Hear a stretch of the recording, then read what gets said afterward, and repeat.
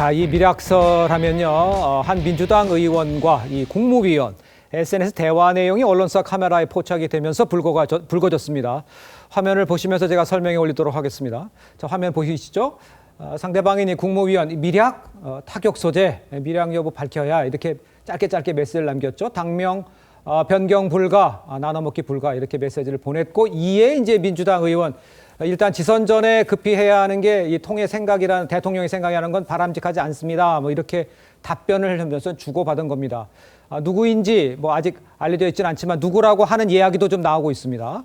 제가 말하지는 않겠습니다만 대화 내용만 살펴보면 뭐 반청 인사가 아닌가라는 얘기도 있는데, 조기현 변호사께서 보시기에는 내용은 어떻고 누가 그랬는지 이런 것들은 좀 어떻게 보세요?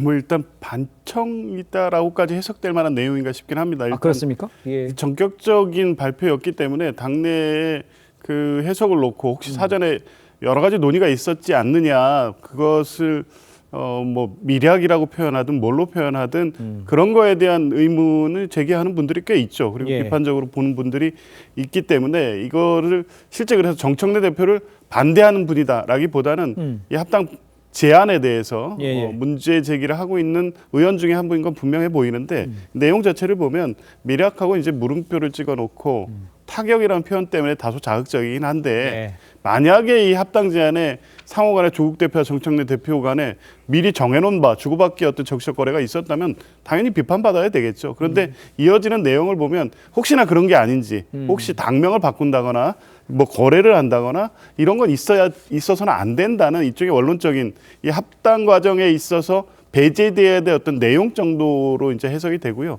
그 뒤에 이제 대통령이 혹시 이런 입장을 가진 것처럼 나오는 건 좋지 않다 이런 취지인데, 사실 이재명 대통령은 평소에 합당에 대한 지론이라는 입장을 밝히고 있었지만 이 사안에 있어서 상원 간에 뭐 합의하거나 협의하거나 정청래 대표와 뭐 그런 거에 크게 관심이 있겠느냐. 오히려 합당 문제라든가 다른 어떤 당내 상황을 가지고 이재명 대통령을 끌어들여서 서로 비판하는 이 자체를 매우 불편해할 것으로 봅니다. 그래서 이 메시지 역시, 그러니까 대통령과 관련된 부분의 메시지 역시 당내 의원들 간의 이 현상에 대한 해석에 대한 얘기이기 때문에 이게 반청 또 대통령 내지 뭐 반명 반청 이런 당내 갈등 구조를 반영한 메시지라고 보여지는 않습니다. 알겠습니다.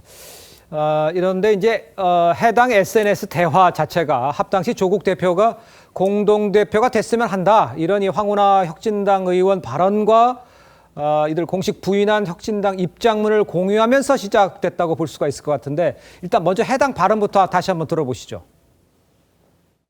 또 우리가 지금 조국 민주당한테 우리 좀 그쪽으로 갈 테니 받아달라 이런 게 아니고 민주당에서 제안한 상태니까 엄연히 이제 당내 통합이기 때문에 그래서 규모의 차이를 감안한 그렇지만 합당한 예우와 존중이 전제되는 그런 것이 논의돼야 하는데 조국 신당의 독자적인 가치 비전 뭐 이런 것 등이 담기려면 조국 대표가 공동대표로 참여를 해야만이 그것이 유지될 수 있다고 봅니다. 그 조국 대표도 이제 부적절한 발언이라면서 강하게 경고는 했습니다. 그렇지만 이제 민주당 내에서 뒷거래 의심이 제기가 된 상태고, 국민의힘도 법여권 합당 밀약과 나눠먹기다 이렇게 비판이 쏟아지고 있는데, 이게 그럼 실체가 있는 건지 밖에서 보셨을 때는 어떻게 보고 계신지가 궁금합니다. 일단 첫 번째는 그 조국 혁신당 입장에서 보면 합당이 훨씬 지금 더 유리하죠. 그렇죠. 뭐 제안을 누가 했느냐가 중요한 게 아니고, 조국 혁신당은 지역구 의원이 없고 전부 비례의원으로 구성이 돼 있고 지지세도 그렇게 지금 높지 않아요. 올라가고 있는 추세도 아니어서 개인적으로 보면 조국 혁신당이 사정해야 되는 상황에서 제안을 또 정청래 대표가 했는데, 그렇다면 사이에 그 중간에 뭔가 합의 과정이나 협의 과정이 있었다고 볼 수밖에 없는 거고요. 그다음에 아까 그 문자 주고받은 문자 내용을 토대로 볼 때 그 문자가 누가 했는지를 알면 저희가 분명한 추론이 가능하지만 대충 대부분 짐작하고는 있을 겁니다. 어느 분끼리 오간 내용인지. 그리고 저기에 있는 문헌만 해석을 한다 하더라도 이거는 공격용으로 소재를 삼자 이런 식인 거고, 그다음에 대통령이 이런 입장으로 알려지면 안 되겠다라는 것을 놓고 볼 때 이거는 사실은 조국 혁신당과의 합당을 견제하는 세력의 그 표현인 것으로 보여져요. 아. 또 하나는 이제 그 혁신당과 황운하 의원의 그 내용을 보면 예. 실제 이제 공동대표라는 것은 결재권을 공동으로 행사하겠다는 거잖아요. 그러니까요. 그러면 기존에 당장의 출마 지분도 지분이지만 2028년도에 있을 지구당 관련해서 선거 관련돼서도 12분의 어떤 보장은 필요한 거 아니냐. 그중에 일부라도. 예. 그렇기 때문에 이제 지역구 그 의석을 갖고 있는 민주당 입장에서 보면 굉장히 기분 나쁜 거죠. 그리고 두려운 거고. 예. 이런 식의 여러 가지 문제가 복합적으로 있기 때문에 뭐 물론 정청래 대표 입장에서 보면 조국혁신당 당원들의 지지를 통해서 다음 당대표 연임에 유리하겠죠. 예. 그러나 하여튼 당내 의원들 입장에서 불리하고 그리고 대통령 입장에서 보면 야당이 여당이 되는 거니까 그 자체는 또 유리해요.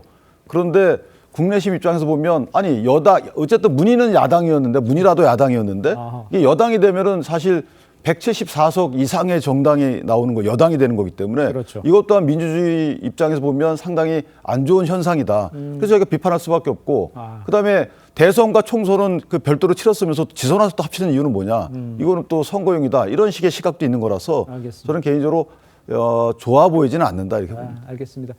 일단 이와 관련해서 미락설까지 등장을 하면서 합당 문제는 정청래 대표와 김민석 총리 간 차기 당권 갈등으로 불똥이 튀었다. 이렇게까지 분석하는 사람들도 있는데 우리 여선홍 부대변인은 이 문제는 전혀 아니다 이렇게 보십니까? 아니면 그럴 가능성도 있어 보이는 여러 가지 정황도 있다라는 사람들도 있어요.